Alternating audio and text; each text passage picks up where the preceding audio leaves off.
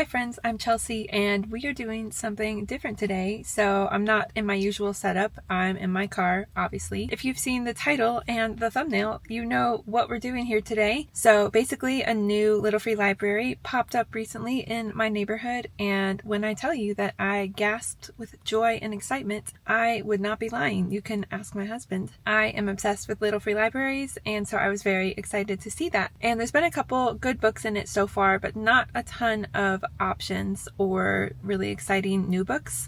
And so I thought it would be fun to go to a thrift store and pick up a bunch of books, hopefully find some good ones, and stock this Little Free Library and share the love and joy and excitement of books with my neighborhood community. Hopefully it will encourage people to get their own books and just keep stocking it up and spreading the bookish love. We'll see what kind of books I can find at Goodwill. I'm not buying new books because that's not in my budget, but you can find decent stuff at the thrift store, so we will see what I find.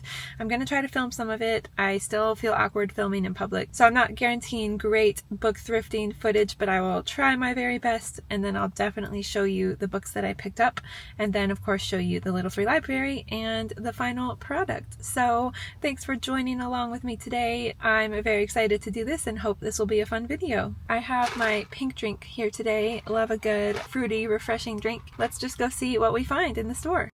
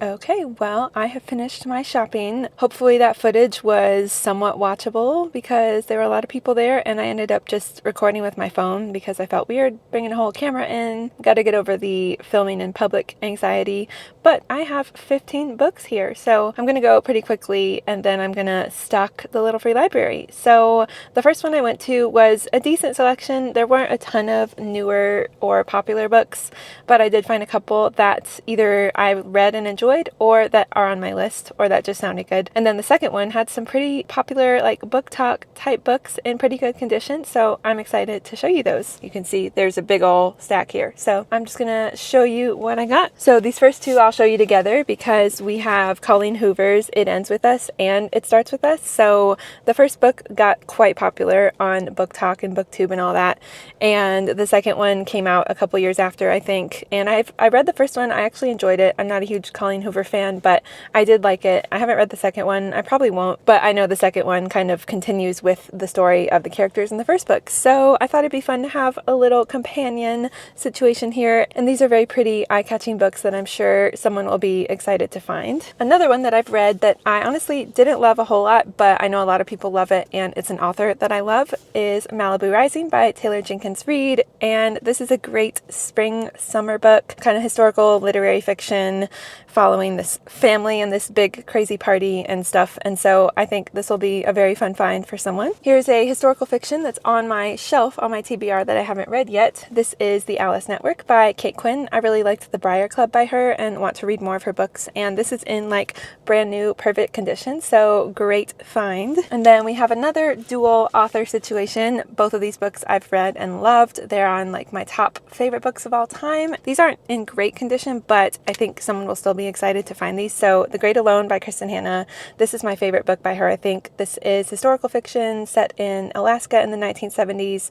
Very heavy material following this family that's kind of just isolated, and it's a whole journey for sure, but really good book. And then my other favorite book by her is The Nightingale. This is probably her most famous book, classic like World War II, set in Paris or in France, and it follows two sisters as they're helping with the resistance, and we follow a bunch of different storylines and characters. Just a tearjerker, great emotional story. Love this one. This one's in pretty good condition. So a hardback for $3. Can't pass that up. Another very fun, eye-catching cover that's a very popular book. This is Lessons in Chemistry by Bonnie Garmis. Kind of historical fiction, but kind of a more modern feel. It's not really hard to read, and it's a very like feminist, women in STEM kind of story that I personally was kind of on the fence about, but again, a lot of people love this book, and it's just a fun find for a little free library. Those were all the ones I got from the second one that had more of the newer, good condition books, and then the first one I went to, I have several books as well. So this one I don't know much about, but it looks like just a fun kind of beach read. So this is The Vacationers by Emma Straub. Probably just like women's fiction, travel related stuff. You can't go wrong with a kind of fun, summery beach read. And this one I also haven't read, but I've heard good things about. This is Before We Were Yours by Lisa Wingate. I think this is historical fiction and present day, so it kind of jumps back and forth. A family story based on a true life scandal, it says. Again, I've heard really good things about this, have not read it yet. This is in pretty good condition as well, so excited about that. Here we have a like mystery thriller situation. This is The Sanatorium by Sarah Pierce. I think this is just a very like gothic, atmospheric, spooky, wintry kind of book, which doesn't really fit this time of year, I guess, but someone can get it and read it in the fall or winter if they want. Thought it'd be fun to have a mystery thriller. Since we have a good amount of historical fiction, we got to have a more fast-paced book in there. This next one is on my unread shelf. I've heard great things. It's won awards, and this author has just been very much praised in general. So this is Hamnet by Maggie O'Farrell. It is historical fiction. I think it's set in the 1500s, so way back, and it has some Shakespeare inspiration, something about the plague and the Black Death. It's a short little book, which is nice, and yeah, I want to read this one, and hopefully someone else will as well. Okay, this next one is a Book of the Month copy, and it's not super new, but I thought it'd be fun to at least grab one Book of the Month book, and I don't know much about this one, but it sounds interesting. So this is Beasts of Extraordinary Circumstance by Ruth Emmy Lang. I think this is general fiction, literary fiction, but it has some fantastic fantastical elements, maybe a bit of romance or something.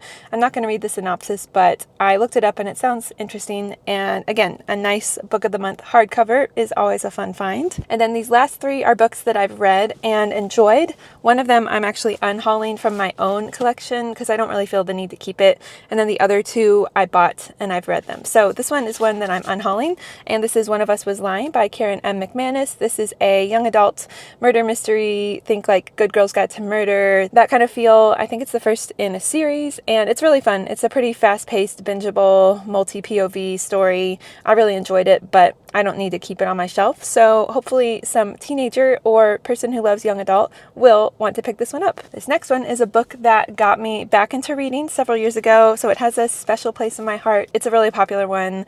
You tend to find it at the thrift store, and I had to pick it up because it is a book that I think a lot of people would like. And this is Where the Crawdads Sing by Delia Owens.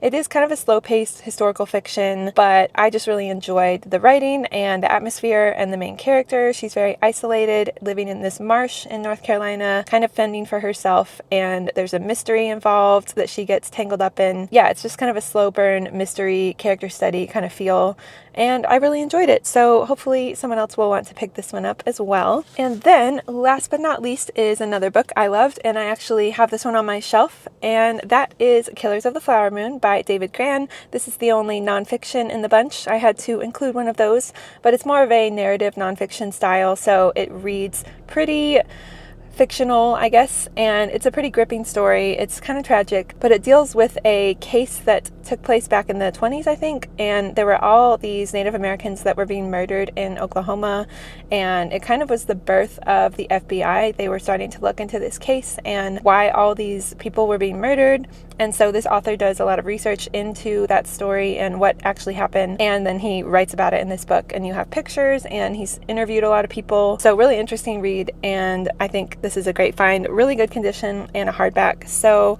yeah, happy to find that one as well. And then I actually found a book for myself that I'm gonna keep because I read this recently and I want it on my shelf, and I was excited to find this. So I'm selfishly keeping this for myself. But this is The Fire Next Time by James Baldwin. Tiny little book. I really loved it though. I borrowed it from the library, and now I get to own it on my shelf, and I'm very excited about that.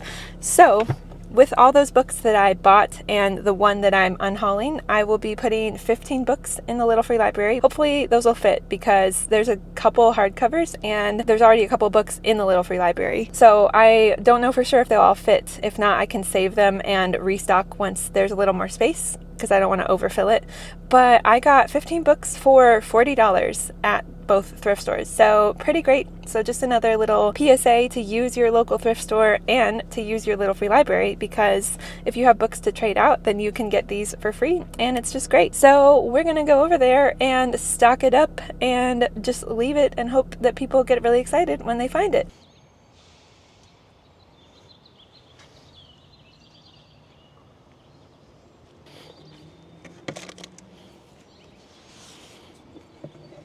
Okay, here are all the paperbacks.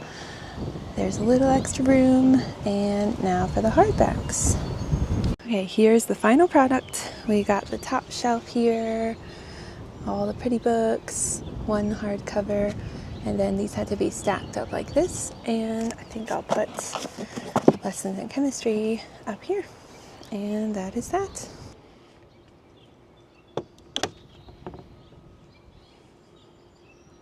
All right, it has been completed. Another very busy area, and I just felt so awkward with all the people and cars coming by, but I have placed the books in the Little Free Library, and that's what matters. So yeah, I'm just very excited. It feels great to be able to stock it up with good books. I hope people will be really excited, and again, that they'll put their own books in and that it'll just keep on going, and that people can share books with the community. I hope you enjoyed this video. I know it was a little different, and hopefully all the footage will be cohesive and enjoyable to watch. I would love to hear from y'all if you love Little Free Libraries, if you have found any great finds lately, and also which book you would be most excited to pick up from the ones I put in today. Thank you so much for watching as always, and I will see you in my next video. Bye!